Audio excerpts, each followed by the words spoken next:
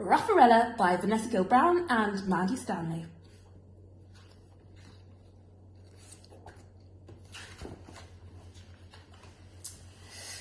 Diamante loved stories, and her most favourite was Cinderella.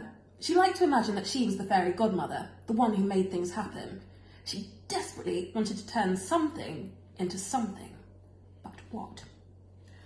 One day, her eyes rested on Ruff, her dog. Aha! She would turn her dog into a human, into a Rufferella. How about it, Ruff? She exclaimed. Want to be a girl?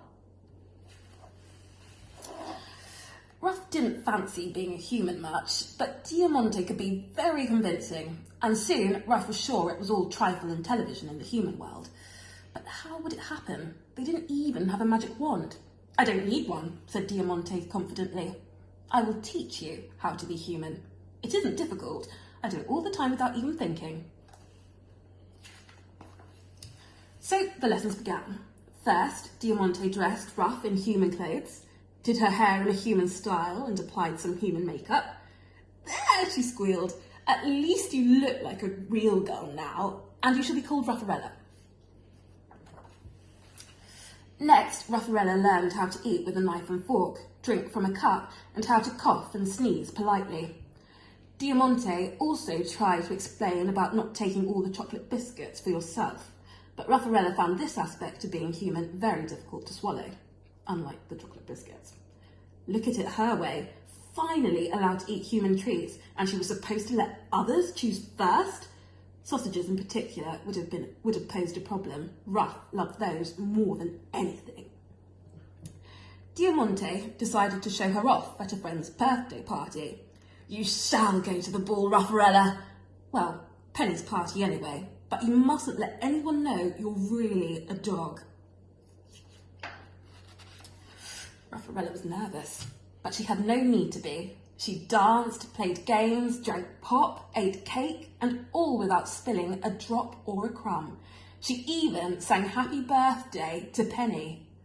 To everyone's delight, she had the most beautiful, deep voice anyone at the party had ever heard. What a wonderful voice this girl has. She could be on the telly. After that, she was invited to sing at other people's parties, then in theatres where crowds came to hear the amazingly sweet low voice of little Rufferella, and eventually she did sing on the TV. Diamante always went with her, but she couldn't help feeling a bit left out. There was no time for playing football or rolling around on the carpet like they used to. Still, it was fun being Rufferella's assistant. One day, among the usual heap of post for Rufferella, a very special invitation came. Diamante opened it. It's from the Queen! She saw you on telly and wants you, and a guest, to attend a ball at the palace. You really are Rufferella. Splendid, said Rufferella. So Diamante replied to the Queen, accepting her kind invitation, and they both set about getting new dresses and hairdos. The ball was wonderful. Everything was bright and sparkling and beautiful.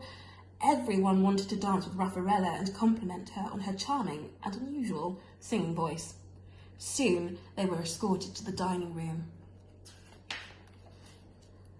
Rufferella was worried. Diamante's place was miles away. She'd never been totally on her own before, and she was hungry.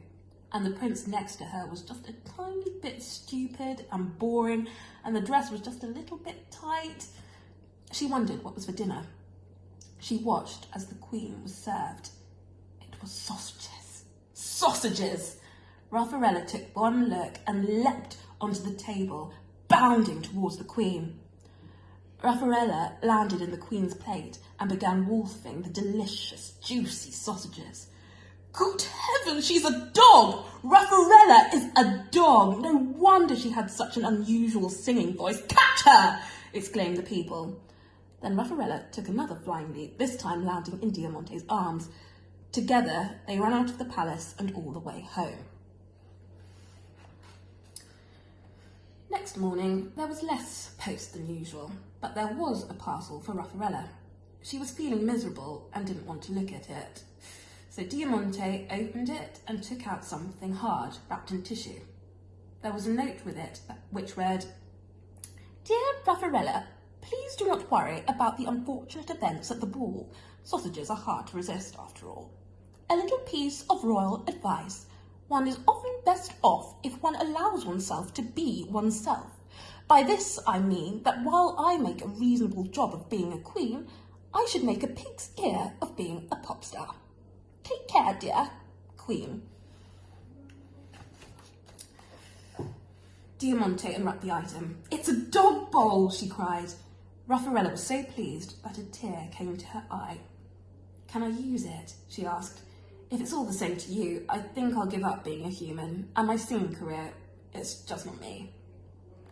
"Oh, good," replied Diamante.